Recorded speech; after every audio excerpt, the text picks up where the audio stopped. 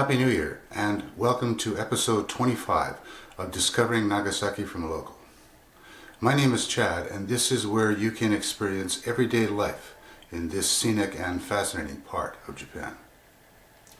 So far, only Denise Rollheiser and Daniel Hausen were able to correctly answer both of last week's vlog questions. The first question was, how many dry ingredients did I put into my carrot cake muffins? The answer is 6 dry ingredients. The second question was, what was on the shelf at the Suzuta market between the lotus roots and the green bell peppers? The answer is peanuts. The most important occasion of the year in Japan is New Year's Day. This is the osechi meal that I shared with my in-laws 2 days ago on January 1st. My wife has a big family, so we normally eat this meal with 28 or more family members. This year, due to the pandemic, only 6 family members attended. This meal included zoni soup, cod roe, tsukimono, sashimi, kamaboko, deep-fried shrimp, kombumaki, nigomi, potato salad, fried chicken, boiled black beans, sweet potatoes, strawberries, tomatoes, and koya tofu. And now for this week's crash course in kanji root particles. Group L kanji root particles include cover, school, elite, cell, army, enclosure, inside, same, periphery, danger, steel, beard, scorpion, moon, resemble, use, circle, angle, books, again, structure, ship, table, and common. I will cover Group M kanji root particles next week. Anyone who has an interest in Japanese food, fine arts, or martial arts will benefit from a basic knowledge of kanji. In today's vlog, I will show you the seedlings that we recently transplanted into our garden. I will also give you a quick and interesting tour of Nagasaki's largest Shinto shrine, Suwa Jinja. People all over Japan usually visit a shrine on January 1st of each year. Let's get started. In early December, when I filmed episode 22, I fertilized and plowed this section of the garden. 2 days later, I set about transplanting sky beans and onions in this section, in the 4 rows that I had prepared. I've already spread out all of the seedlings into 4 rows and removed their plastic pods. It's actually easier and more efficient to separate this job into steps. It's more efficient to use one tool at a time, and this technique allows me to get even spacing between the seedlings.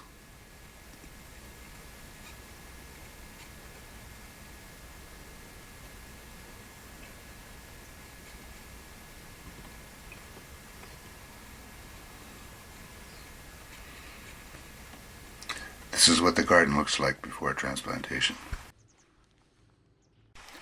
Now I'll show you how easy it is to transplant the sky bean seedlings.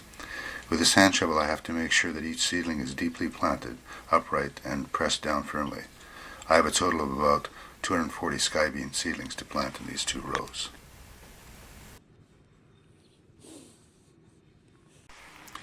Now I'll show you how I transplant an onion seedling over against this concrete wall. Again, I have to make sure that the seedling is upright and firmly in the ground. After this onion seedling is transplanted, I'll only have 400 more to go. I plowed a few more areas in the garden to get rid of the weeds and make space for more seedlings. Right now we are growing lettuce, peppers, cauliflower, bok choy, carrots, broccoli, daikon, beets, potatoes, turnips, and spinach.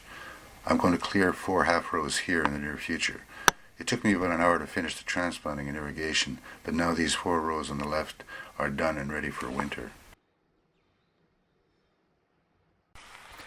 This is what our garden looks like from the rear. That rusty trellis needs to be fixed, and I need to cover up the tractor and cultivators with tarps now.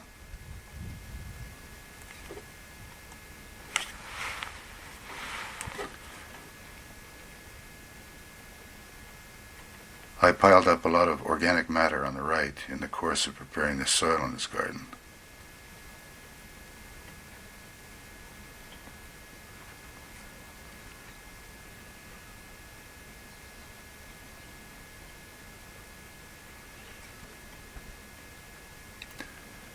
This is a close-up of one of our transplanted sky beans, and over here, one of our transplanted onions.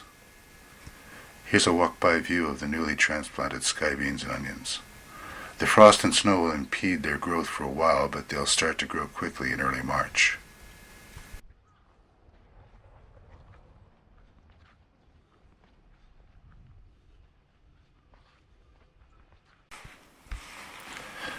Now it is 3 weeks later, and as you can see, the garden is covered with a light coat of snow. This snow will likely melt in an hour or so. A few days ago I replaced the rusty clamps on this trellis and cut 5 centimeters of rusty tubing off of all of these trellis legs. It's shorter but a lot more stable now. Between the mountains here in Suzuta Valley, the temperatures are a little bit lower than in central Omura or Isahaya. Nonetheless, we can grow vegetables year-round in this climate. As you can see, the sky beans and onions are still alive and healthy.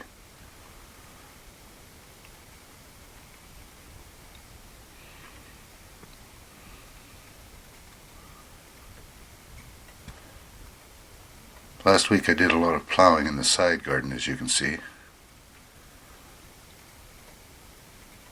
and also in the rear garden. Now there's a lot of space to plant other seedlings. The excessive rain in 2020 caused a few problems for us, but we managed to keep our garden productive. I'll finish this video clip by taking you around to see the front of our farmhouse in Omura. It's about 3 degrees Celsius outside right now.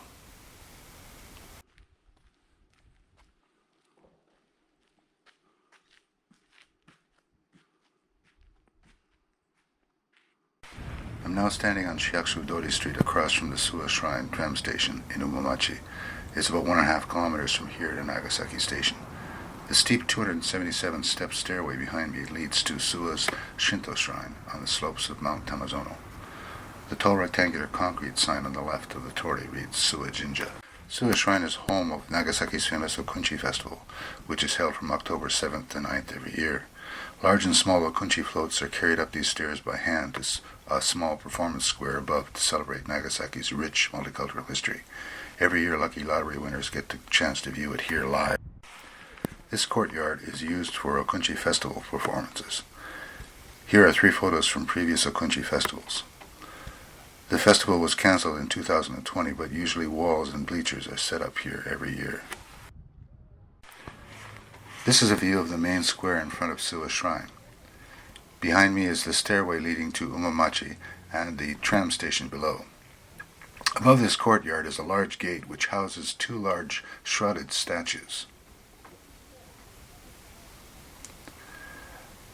Suwa Shrine was built just over 400 years ago to curtail and stop the conversion to Christianity that was taking place in Nagasaki at that time.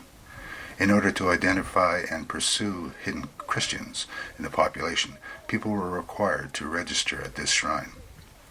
In addition to Okunchi, people come to Suwa Shrine to celebrate the new year, weddings, births, coming of age day, and several other local festivals. Here they can buy emas, omomoris, omikujis, magatamas, and hamayas. At the bottom of this 29-step stairway is a large statue of a horse, an old lantern, 2 lion dogs, shishi, and a large enclosed courtyard. At the top of that stairway you can see vending windows, a large copper bell for ringing, and on my right the entrance to Suwa Shrine's reception hall and Inari Temple.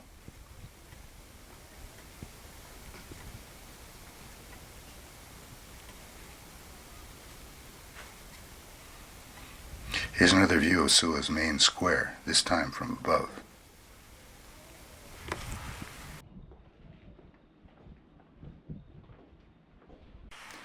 few meters away is this torii and a 43-step stairway leading to Suwa's Inari, or rice god shrine. This is the path that I took to get here. This is the view from the top of these stairs looking down.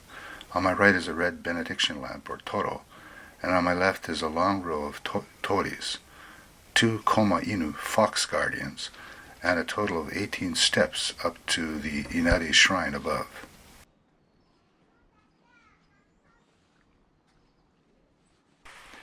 At the end of these red torii is a series of red and white banners identifying the Inari shrine above.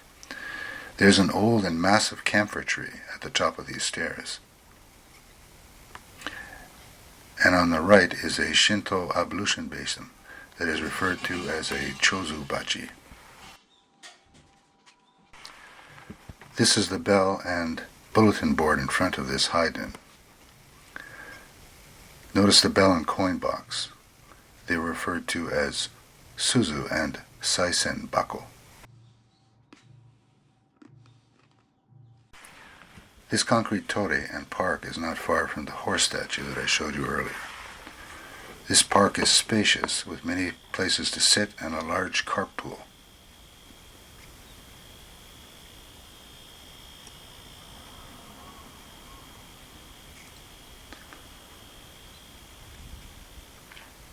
There is also a small traditional restaurant here, and many automatic vending machines, jido hambaki. You can get a great view of Nagasaki from this park.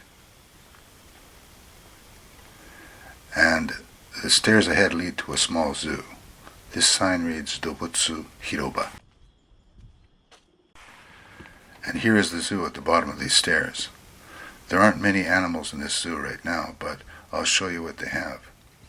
Next to the entrance is a Christmas tree and a large elephant mural.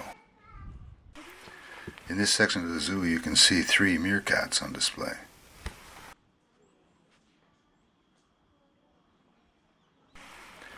And here you can see a couple of curious goats.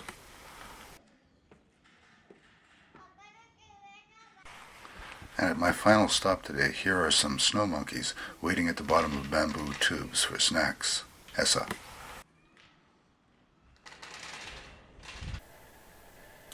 And now for this week's challenging questions.